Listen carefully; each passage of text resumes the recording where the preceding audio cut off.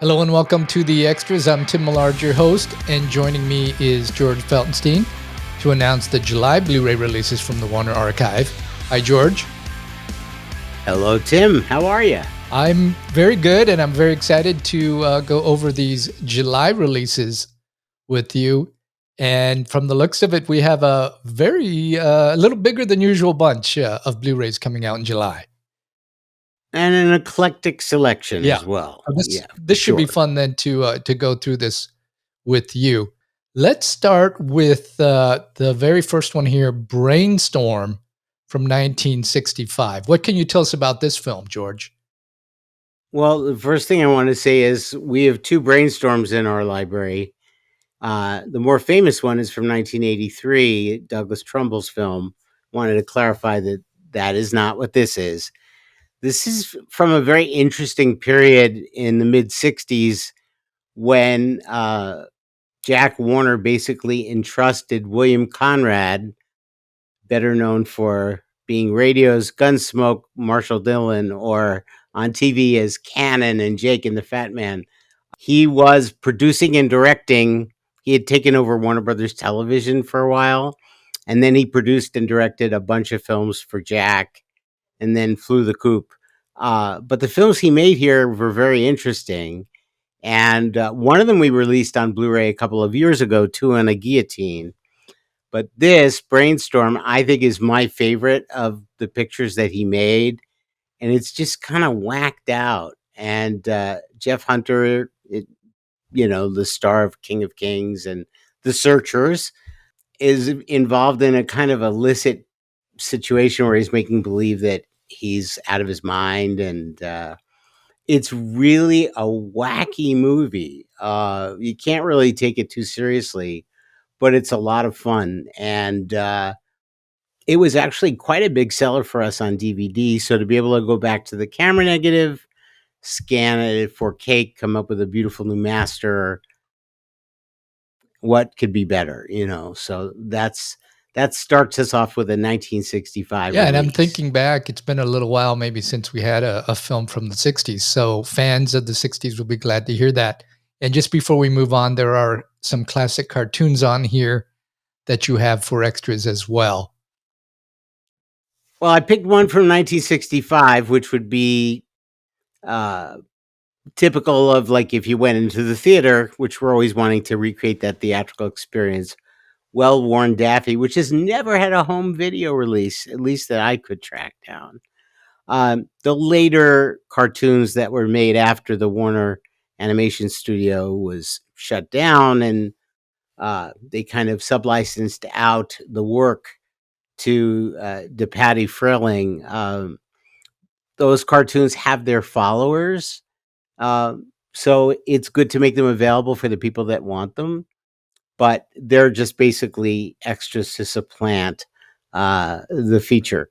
And I think it's just going to be a lot of fun. Definitely a lot, and it looks amazing. It looks better than it has a right to. Next, we have a film from 1950, and it's a great team up here. You've got Gary Cooper, you've got Lauren Bacall, and the film is Brightleaf. What can you tell us about this film?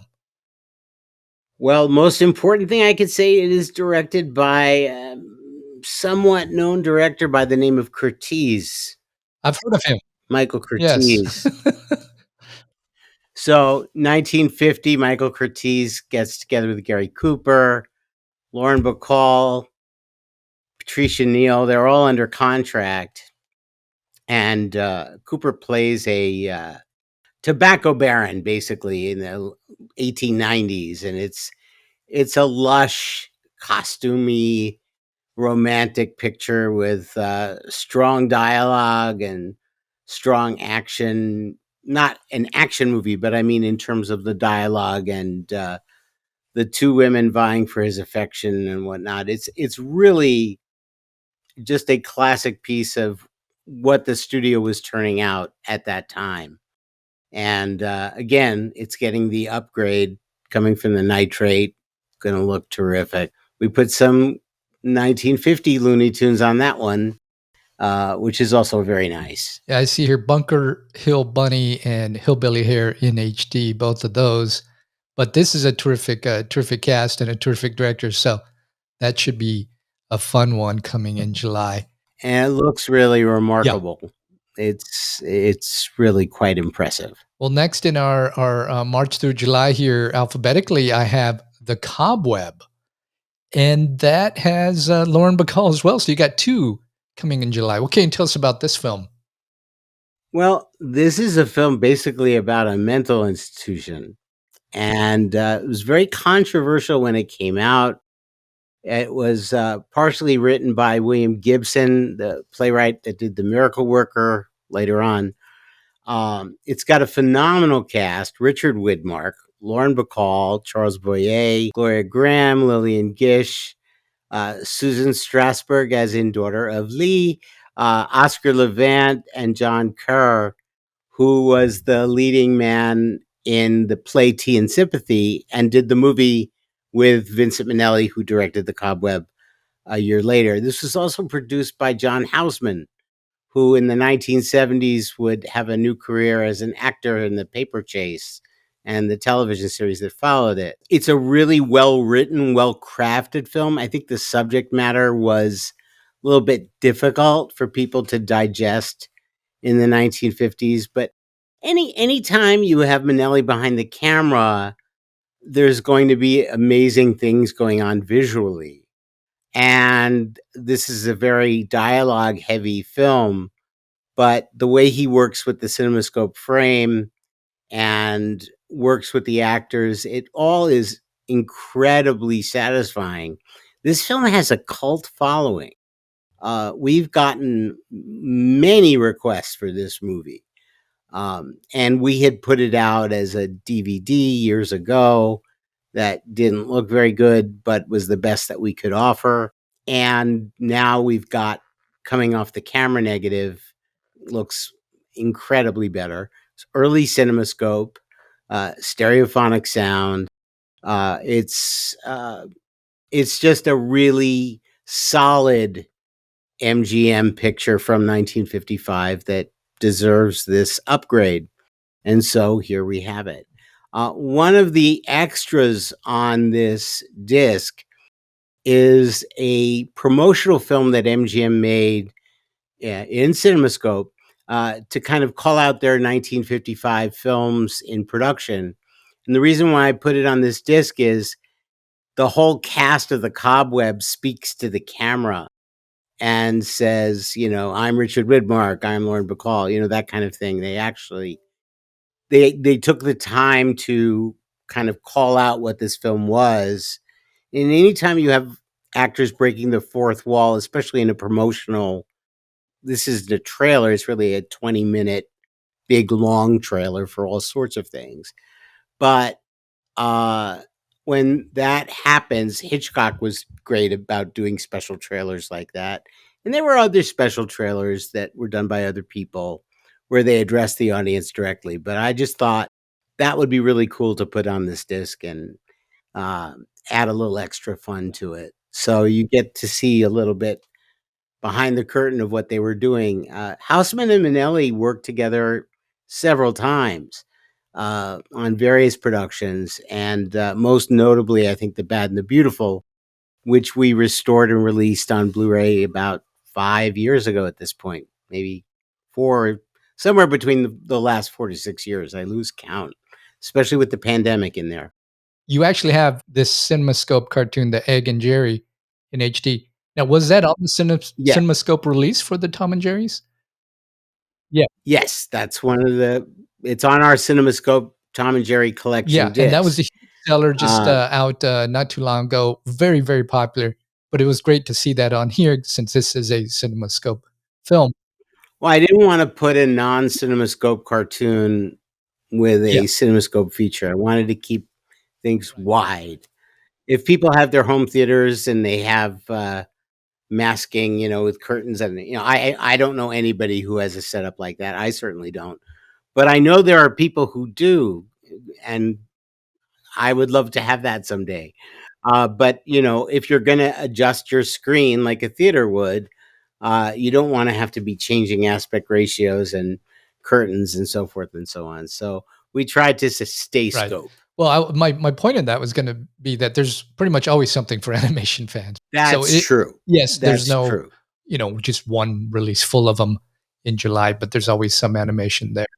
But we're working on a bunch of Oh. them. Just can't talk about them right now. Well, there's a lot of good stuff here in July. So why don't we go on to the next one here? And that is another CinemaScope film, actually, from 1953, Knights of the Round Table. What can you tell us about this film? Well, this isn't just any CinemaScope movie. This is MGM's very first CinemaScope film. And it was shot at the MGM British Studios, I should properly refer to them as, um, in 1953. And it's beautifully shot. Unlike 3D, which came and went very quickly, CinemaScope was basically here to stay. That aspect ratio uh, changed a little bit, and then the Panavision company came in with better lenses, but that's really what we still see today, even on films that are digitally produced. It's a 2:3:9 aspect ratio. But the early scope movies were 2.55 to make room for the magnetic soundtrack. And this is again another film that had a 4-track stereophonic sound uh, magnetic track when it opened. And our disc will be stereo. I do want to call out that it is not going to be 4-channel stereo.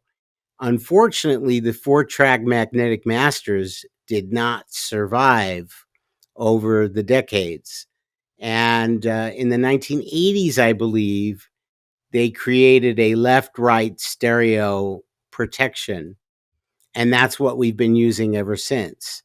We're very fortunate because there's virtually no, at least on the MGM side, there are very few films that were made with the stereophonic soundtrack where we don't have a stereophonic soundtrack. There are a few, but on the Warner Brothers side, there are many that had a stereophonic soundtrack where the stereophonic soundtrack did not survive.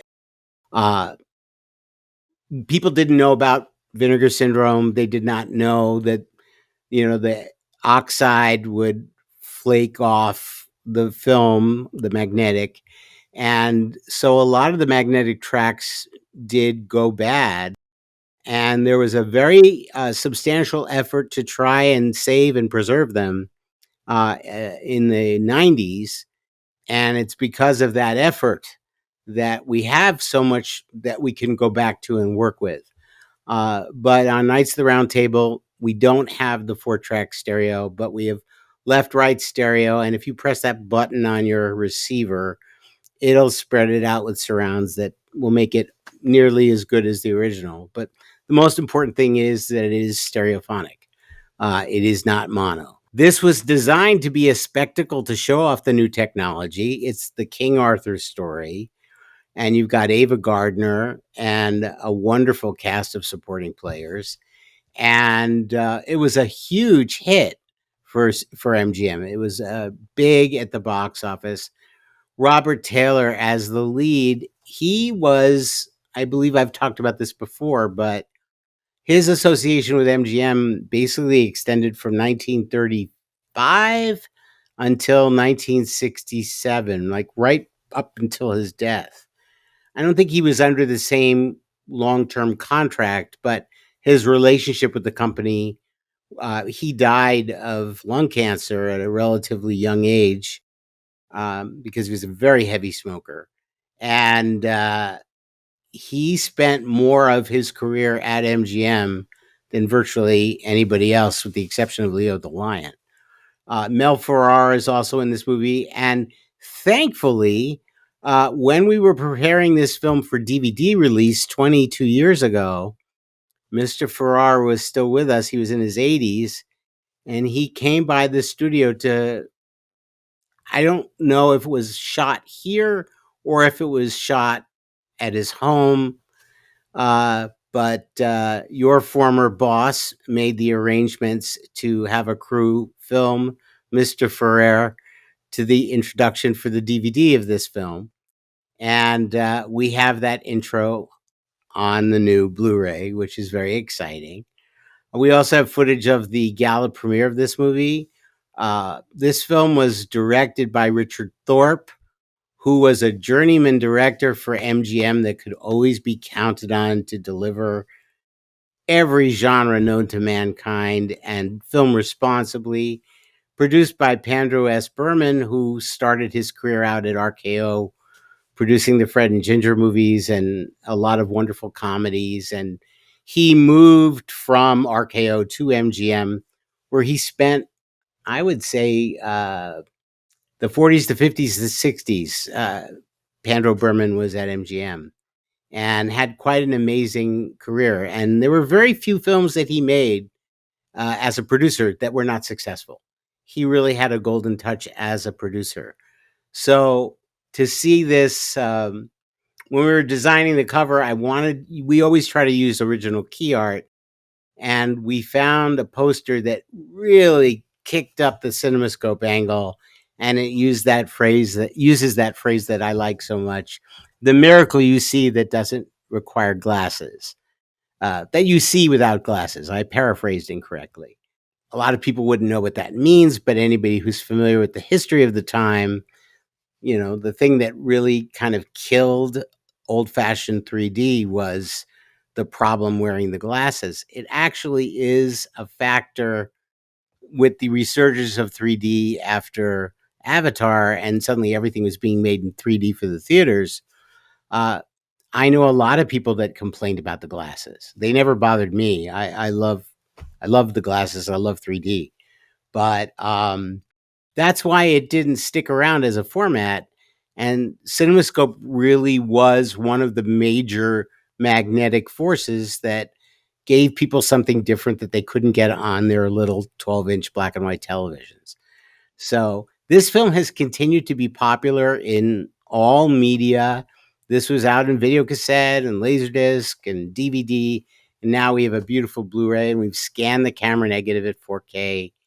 And we have our stereophonic sound, albeit not exact to what it was originally, but we're lucky we have what we have, because a lot of people don't have what they had. So I'm grateful for what we Yeah. do have. And you have a robust amount of extras. You mentioned that intro, and then you've got newsreel footage of the gala premiere.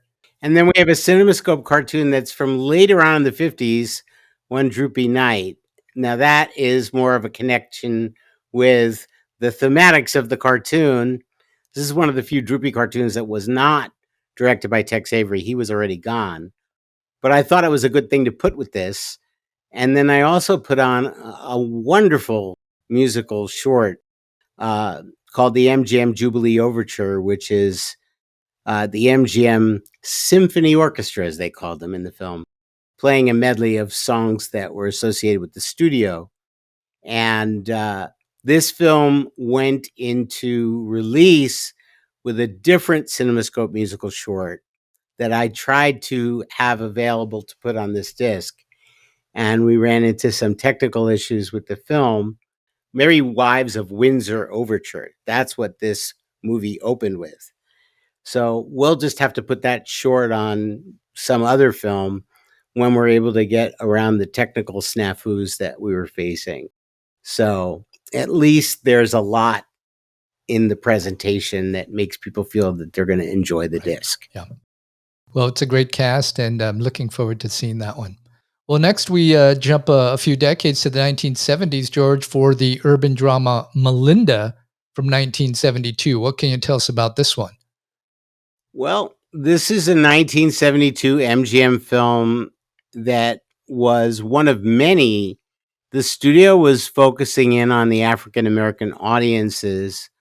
The whole industry was, but particularly MGM, having had such success with Shaft in 1971. And this film stars Calvin Lockhart, Rosalind Cash, Vonetta McKee. And this is the film debut of Jim Kelly before Enter the Dragon. It's a very action-packed thriller. It's really, really well done. We did very well with this on DVD, so we thought that it would be a good idea to bring it to Blu-ray, and we scanned the camera negative at 4K, and it's got a really great funky score that constantly permeates throughout the movie. It's not a musical by any means, but music plays a huge role in driving this story. And people who really are fans of this genre really are passionate about this film. So we're happy to respond to that passion by giving it a really new, fresh presentation, which it needed. Um, and we've done very, very well with some of the other films in that genre that we've released lately, and there will be more to come. So people will be surprised by Melinda. It needs to be better known. It's set in Chicago, not LA or New York. It's a little different, and the performances are really excellent. And what's also important about this film is a lot of the quote unquote black exploitation movies from that period were all made by non African American filmmakers. This film was produced, directed, and created by African American filmmakers. And MGM was really getting behind a lot of people that didn't get a chance to get behind the camera and make a movie. And these films were all very successful at the box office because they were not expensive to make. And I think people who don't know this movie in particular will be worth taking the risk in buying the disc because they'll end up watching it a lot. And also, you have Jim Kelly with his karate, like showing what's about to happen Right. in Enter the Dragon. And of course, we put out Three the Hard Way just recently, which I'm still thrilled about. Yeah. So, Well, I think I've told you, George, each time you put these out, I just have a great time when I am watching it. Just got to get my my snacks, my popcorn, and I just know I'm in for just a good night of fun movie watching. So exactly, well, it's not serious cinema. It's fun movie going, and I think that's really important. You need to be able to have a little bit of everything. yeah, and whenever you hear that music, I'm listening. I'm looking forward to hearing that music because that music just takes you back to the '70s. So The wah wah guitar. yeah, exactly.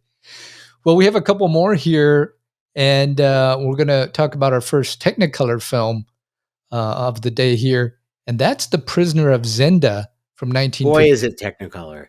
What can you tell us about this one? Well, this is actually the second remake of the story of the Prisoner of Zenda, based on Anthony Hope's original novel. The first film, which is on here, we have the silent 1922 version as an extra.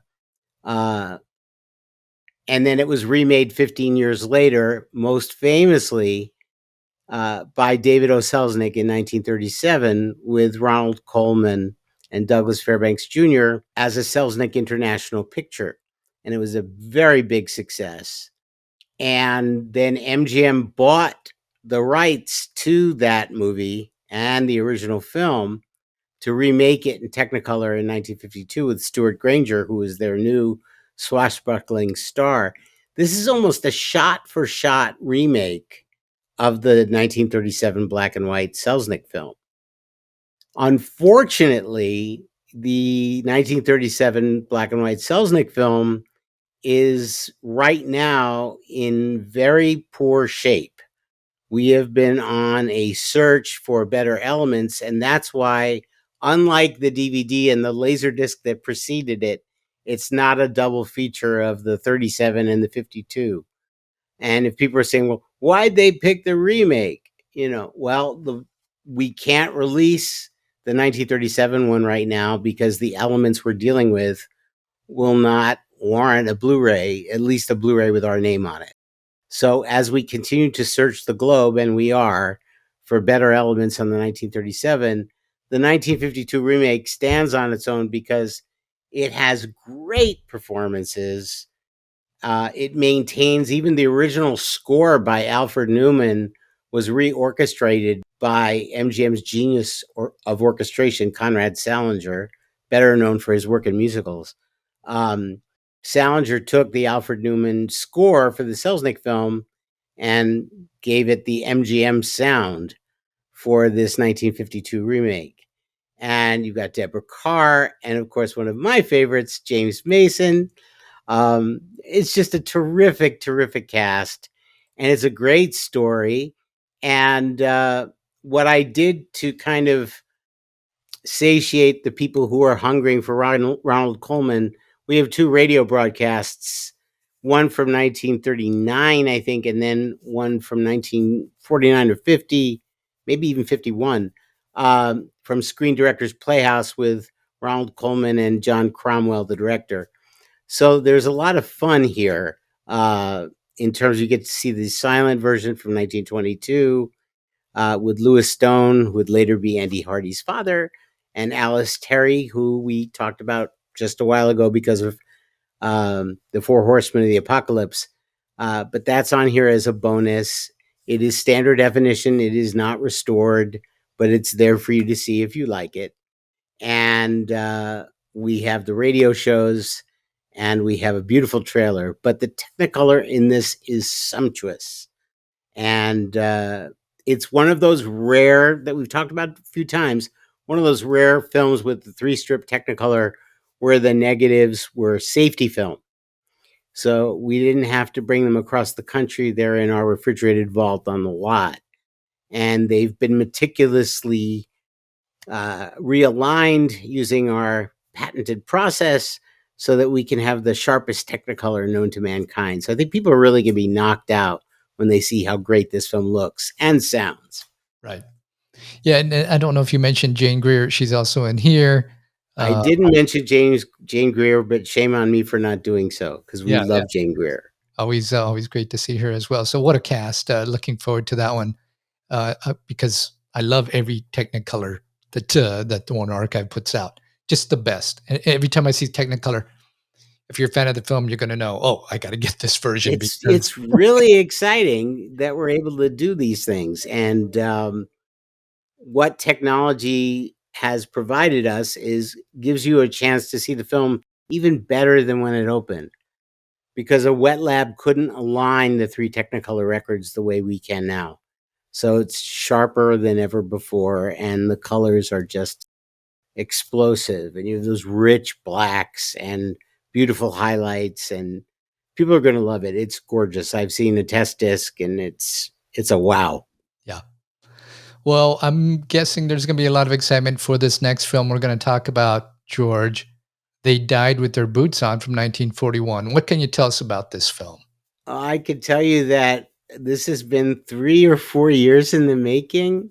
Uh, I think this is one of Flynn's best films. It's the story of General Custer, and it's the last of the 8 pairings of Errol Flynn and Olivia de Havilland. And this is directed by Raoul Walsh. It is an action-packed spectacle. Um, it has wonderful performances and magnificent music by Max Steiner. It's really a quintessential Warner Brothers film from the 1940s. And it's one of Flynn's best performances, and it tugs at your heart. Uh, it is exciting.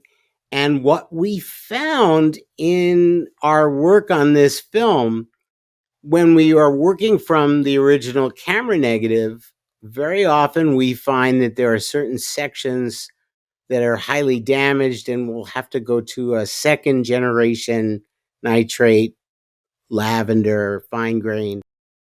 And this film was no different, that we had to go to other elements for certain shots. And what we found were, and it's not a lot, but we found a few extra minutes of footage that had been left out of the final release of the film to cut it down for time. So is it going to be revelatory? Is it substantial like Rhapsody in Blue? No. But if you can get a little more of Errol Flynn and Raoul Walsh and Warner Brothers from 1941, um, You want that. And we tried working with our existing safety elements on this several years ago, and it just was not what it should be. So we stopped down and said, until we can get the negative and until we can really restore this to make it look spectacular as it deserves to look, we're going to put this on the back burner. We've had to do that with a lot of films, but it's worth it when we finally can do it right. And I've been very excited about this. It's just taken a very long time. One of the nice things about this is that I would say going back around 2004, if my memory is serving me correctly, uh, that was when we started doing more of the Warner Night at the Movies with my good friend Leonard Maltin, hosting and explaining to people you're going to be sitting through a newsreel, a short of the era, a cartoon of the era, a trailer of the era, explaining what we were doing with Warner Night at the Movies. A concept that actually started not very effectively, but it was started on video cassette at the very early 80s when Warner Home Video was still in New York. Um, but it wasn't followed through and built upon, and it wasn't done the way that we could do it when we approached it in 2003 toward the end of the year, when we did three title set with Robin Hood and Yankee Doodle Dandy and Treasure Sierra Madre. And so after that, there were a few films where we asked Leonard to come back to the lot and host a Warner Night at the Movies. Now, it's Warner Night at the Movies 1942, but you'll see the movie has a copyright of 1941. It's Casablanca time. This movie opened in New York at the end of 1941, but it didn't have its general release until January of 1942. So it's really a 1941 movie. That's the year of its copyright. But most people saw it in 1942. So most of the extra material, the shorts and the newsreels and the cartoon and the trailer for another movie with trailer for All Through the Night with Bogart, which we hope to bring to Blu-ray soon. Um, it just gives you that whole sense of what it was like to be at the movies 83 years ago. And you have the choice of watching all the individual pieces, or you can play all, and it starts with Leonard's intro, takes you through all the pieces, then brings you right to the feature. So the disc is programmed in such a way that people can really choose the way they want to watch the whole movie. And this movie is 2 hours and 21 minutes in its current form, just about 2 minutes longer than it was before we added in the additional footage we found. Uh, so it's a nice little tiny bit more. If you get any more of these people doing what they did so well, it's like a gift from above. Sure. So I'm very excited that we're able to bring this to the public. This is one of the big ones, Yeah. and there are more of the big ones on the way. They just take an awful long time to do. Yeah. So those of you who are waiting for those A titles underlined, they're coming. Just be patient. Yeah. Yeah. Well, George, we have one more film we're going to talk about, and it's also very exciting. And it's a Technicolor release. That is 2 Weeks with Love from 1950. What can you tell us about this one? Well, the thing that makes 2 Weeks with Love probably most notable is that in a kind of important supporting role, an 18-year-old girl named Debbie Reynolds sang a song that at that point was about 50 years old, because this is a turn of the 20th century movie. She sang a song with Carlton Carpenter called The Abba Dabba Honeymoon, and it ended up being a million seller single record. It was a huge, huge hit, and it put Debbie on the map at MGM enough that eventually led to her getting cast as Kathy Selden in Singing in the Rain. She was adorable as Jane Powell's younger sister, and she and Carlton Carpenter made a wonderful pair. So that's the magic moment from the movie. But this is really Jane Powell's movie. This was the first Jane Powell movie where she was at that point, I think, 19, or maybe no, she was 20. I guess she was 20 when it was filmed, and probably 21 when it was released, because she was born in 1929. I believe April 1st, if I'm not mistaken. I may be wrong about that. But this was kind of like her first a little more adult role. And her leading man is Ricardo Montalban, who we had seen in movies with Esther Williams, and we've talked more recently about him being in Mystery Street and Border Incident in dramatic roles. But MGM was building him up to be a leading man.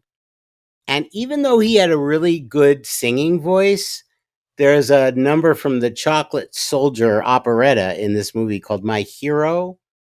And the sound coming out of Ricardo's mouth is not Ricardo singing, but it's actually Fernando Lamas, who also would become an MGM star and would also marry Esther Williams. And, there's all this Ricardo versus Fernando. It was like a big joke at the studio as well as among the people. They all got along. They were very friendly and whatnot. But it's Fernando's voice coming out of Ricardo's mouth for the My Hero number. There's a lot of really great songs in this movie. It's a little bit like Meet Me in St. Louis in that it's a nostalgia movie, going back 50 years earlier than when it was made. And it has a great cast, great supporting cast. And on this disc, we're carrying over a lot of the extras that we had on the DVD, because one of them is extremely important, and that is Jane Powell sitting down for an interview with Robert Osborne. I'm going to say that interview might be 30 years old by now. There eventually was a series on TCM for many years with Bob Osborne interviewing people called Private Screenings, but they hadn't settled on the name yet. And so this was called Real Memories with Jane Powell. But I had the opportunity to meet her a few times. She lived in New York, so I didn't get to know her the way I got to know most of the other MGM alumni that lived here. But she was a lovely, down to earth, warm hearted person. And she was very friendly with Bob Osborne. They were very close personal friends. So this interview is delightful. We have a Tex Avery cartoon on here, Garden Gopher, which is in HD. We have a Pete Smith short, Crashing the Movies. And then we have an industry short subject called Screen Actors. So it's a loaded disc with a lot of fun. But most importantly, how the film looks now scanned in 4K from the Technicolor material is just a delight. So that is July 29th. It's a pretty sterling lineup of 8 movies.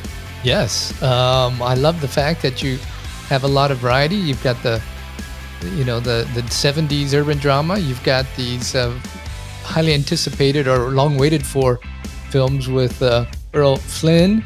And you've got some different ones like Brainstorm. We've got 2 swashbucklers in one month. Right.